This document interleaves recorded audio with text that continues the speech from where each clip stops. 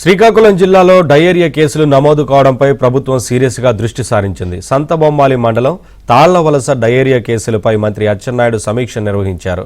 తాళ్లవలసలో పర్యటించి వైద్యులను అడిగి పరిస్థితిని తెలుసుకున్నారు. డయేరియాకు గల కారణాలను తక్షణమే నిర్ధారించాలని ఆదేశించారు. తాగునీటి నాణ్యతపై శాస్త్రీయ పరీక్షలు నిర్వహించాలని సూచించారు. ప్రజల ఆరోగ్యం విషయంలో ప్రభుత్వం ఎట్టి పరిస్థితుల్లో రాజీ పడబోదన్నారు. అవసరమైతే డయేరియా ప్రభావిత ప్రాంతాలలో అదనపు వైద్య బృందాలతో సాయం అందిస్తామన్నారు.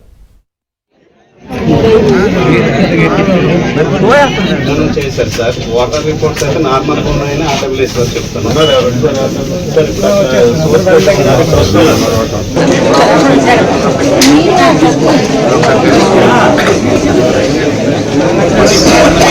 ఈ విషయం కూడా చెప్పలేదు సార్.